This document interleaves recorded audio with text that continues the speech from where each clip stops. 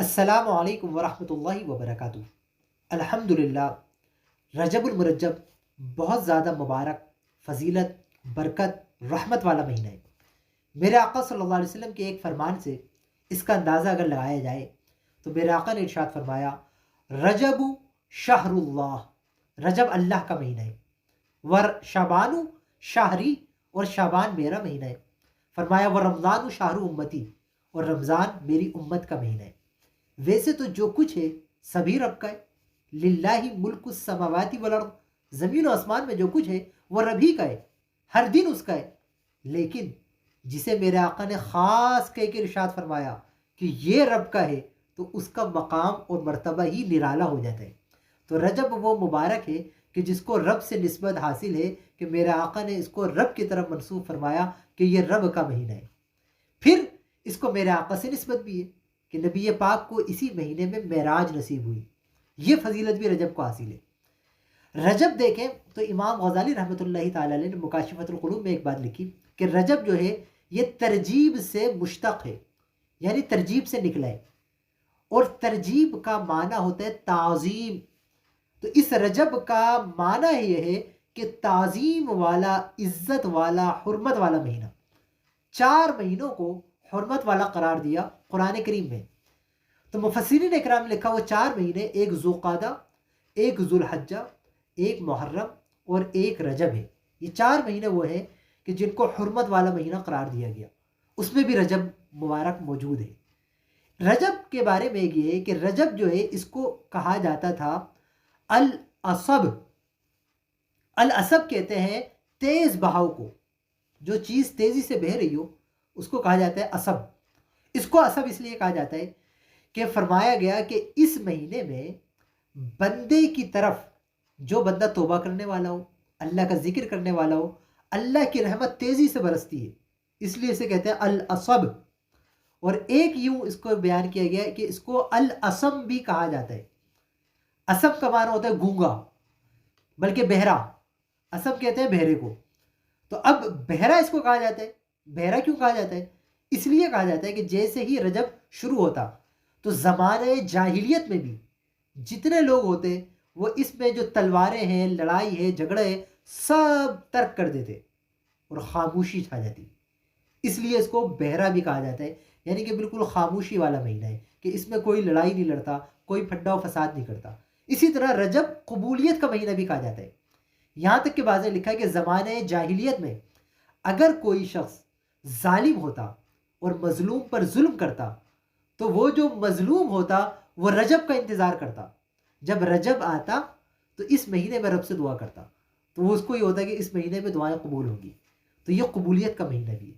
اسی طرح رجب کے بے شمار فضائل اور مناقب مختلف روایات میں مختلف علماء نے بیان فرمائے، جیسا کہ علامہ صفوری رحمۃ اللہ تعالی علیہ بیان کرتے ہیں کہ ہر فصل جو بھی بندہ یعنی کہ چاہے کہ مجھے حاصل ہو، پہلے اس کو بونا پڑتا ہے۔ ہم آم کھاتے ہیں، اگر کوئی آم بوئے نہ تو کبھی نہیں ملے گا۔ گندم کھا رہے ہیں، فصل بو رہے ہیں تو مل رہی ہے۔ چاول کھا رہے ہیں، فصل بو رہے ہیں تو مل رہی ہے۔ کہتے ہیں اسی طرح رجب کا مہینہ جو ہے یہ فصل بونے کا مہینہ ہے۔ اگر آپ چاہو کہ آپ کو کوئی فصل ملے، کون سی فصل؟ رمضان آئے، عشرہ رحمت ہے، رحمتوں کا نزول ہو، عشرہ مغفرت ہے، مغفرت مل جائے، عشرہ نجات ہے، جہنم سے نجات ہو جائے، تو کہتے ہیں اس مہینے میں فصل بونا۔ علامہ صفوری رحمۃ اللہ تعالیٰ نے کہ رجب میں بیج بو دینا، یہ بیج بونے کا مہینہ ہے۔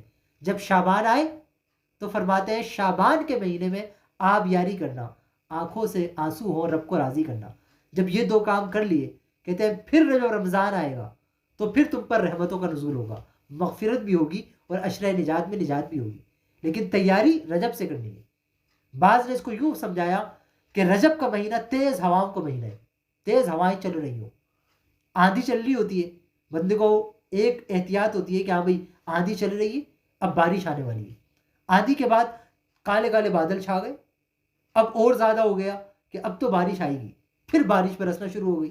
کہتے ہیں رجب کا مہینہ تیز ہوا کا، شعبان کا مہینہ آسمان پہ بادل کا، رمضان کا مہینہ ہے بارش کا۔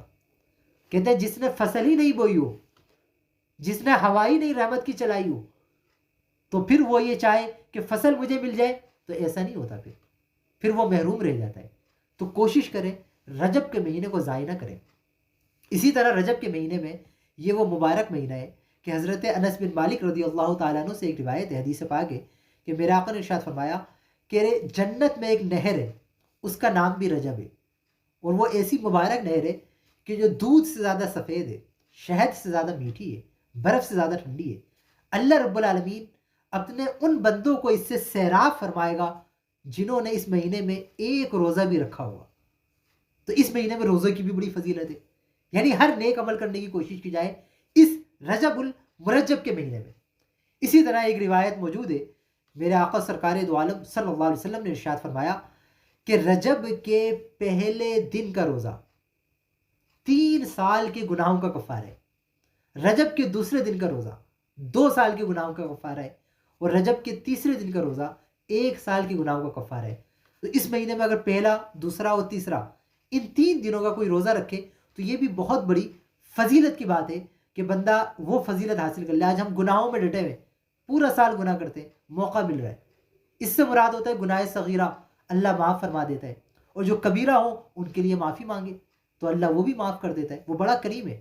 تو اس لیے ان مہینوں میں توبہ کریں، اللہ سے رحمتوں کا سوال کریں، اور یہ رحمت اور فضل میں اللہ کا ہم پر نزول ہو تو وہ کام بھی کریں۔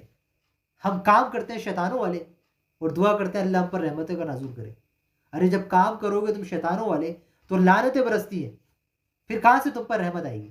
تو کام کرنے ہیں اس مہینے میں رحمت والے، تو رجب کا مہینہ بالکل بھی ضائع نہ کریں، اس کی کوئی ساتھ ضائع نہ کریں، ہر دن کوشش کریں کہ ہمیں اللہ کو راضی کرنا ہے۔